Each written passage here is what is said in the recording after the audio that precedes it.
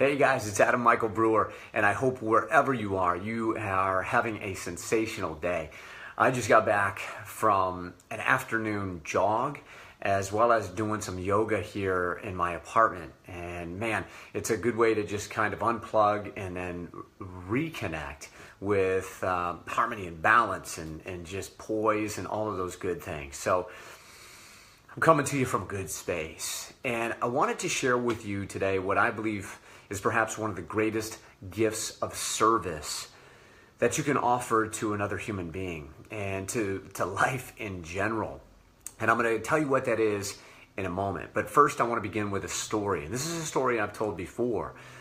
I regularly finish my days by taking walks. And I presently live in Santa Monica, California, and I'm blessed to just be able to get outside, and a lot of evenings just in a cool evening with the sun setting, just get out and be in the great outdoors and just really appreciate my life.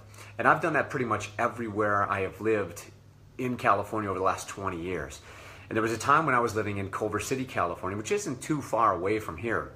But when I would take the walk in Culver City, it was a very specific route that I would take. And there was a certain part of the route that had a home that had a pit bull behind a fence.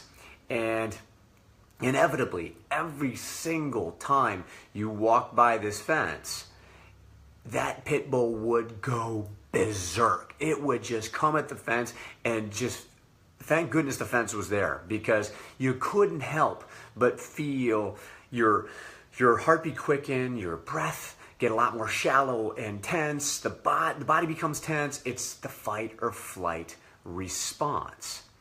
And that's kind of what we do in life when people come at us with intensity, whether it's somebody honking the horn, whether it's somebody coming at us at work saying, hey, I need you to do this, you're not doing this, and it feels confrontational. Our instinct, our animal instinct, is to react, right? We go into that space where the breath gets more shallow. Again, the muscles tense up. We want to react. And it's hard not to. So I'm going to come back to that concept again of like when others come at us with emotionality, but I'm going back to the dog. So this happens almost every single time. And I've gotten more accustomed, or I had gotten more accustomed to that experience. So as I got used to the dog barking at me, I was able to kind of just be more relaxed and calm, knowing the fence was between us. Thank goodness again. But on this one particular evening, I happened to be walking behind another gentleman who was walking a little dog. And my thought was, I bet you they don't even know this pit bull's there. And I am so interested to see what this little dog does when this pit bull goes berserk, because it does all the time. And I can't imagine it's going to do anything different when a little dog is being walked by there. So there we go. We're approaching this dog. So I should say the person's approaching the dog as I'm behind them. And I'm going, let's see what happens. And sure enough, this pit bull comes out and starts barking more loudly than I had ever heard it before. And so I'm going like, oh my goodness, watch this little dog. I thought it would literally potentially freeze up, maybe go to the bathroom right there on that spot, or at least just start barking back at this dog. And what did the little tiny dog do? It did nothing. It literally just kept on walking. And that blew me away. I mean, don't get me wrong. I mean, I don't know all the details. Maybe the dog was deaf. I'm just saying. But I'm going to give it the fact, I'm going to just say, you know what? Perhaps it wasn't. But it just did not react to the other dog barking. So eventually, that dog went crazy for a while. But as the dog continued to pass without doing anything, the pit bull's energy began to subside. And it stopped barking, and it just kind of walked back away from the fence. Now, coming back to us in life, when others come at us barking, right, with high intensity and energy, again, whether it's somebody honking a horn or whatever it is, it's so easy to allow our animal instinct to bark back, to honk back. You see people raise a finger when somebody does that, or they want to yell out the window and tell them they're wrong, right? And it's like we have an opportunity in moments when life comes at us with intensity people in this case, with negative intensity to be less reactive to their emotionality.